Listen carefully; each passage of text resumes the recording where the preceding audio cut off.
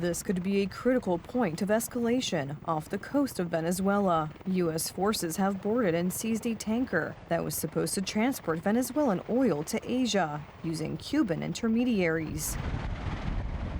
The operation was approved at the highest levels of the U.S. government and is intended to send a clear signal to Caracas. The days of the Maduro regime are numbered.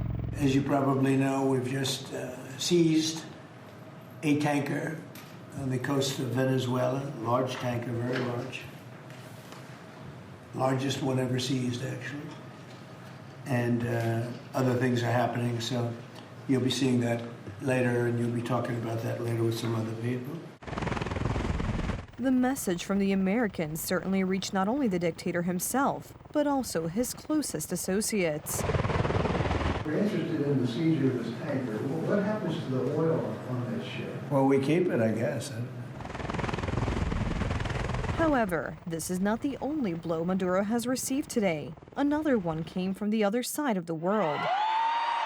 The leader of the Venezuelan opposition, this year's Nobel Prize winner, who has been banned by the regime from leaving Venezuela, appeared in Oslo.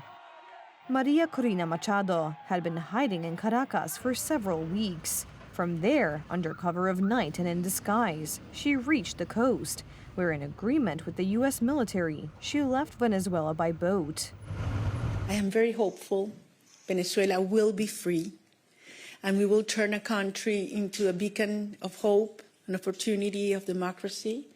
And we will welcome not only the Venezuelans that have been forced to flee, but citizens from all over the world that will find a refuge, as Venezuela used to be decades ago.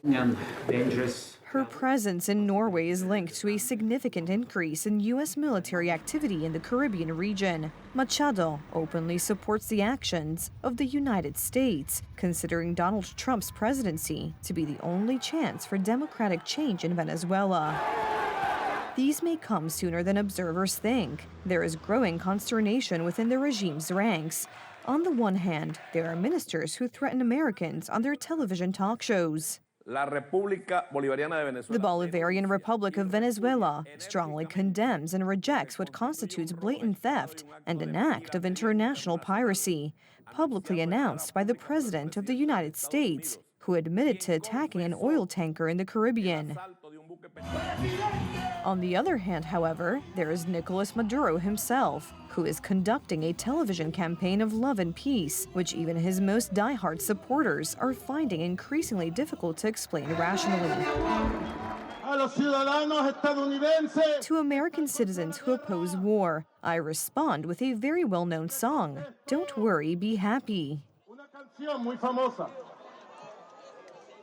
Don't worry, be happy. La la la la la la la.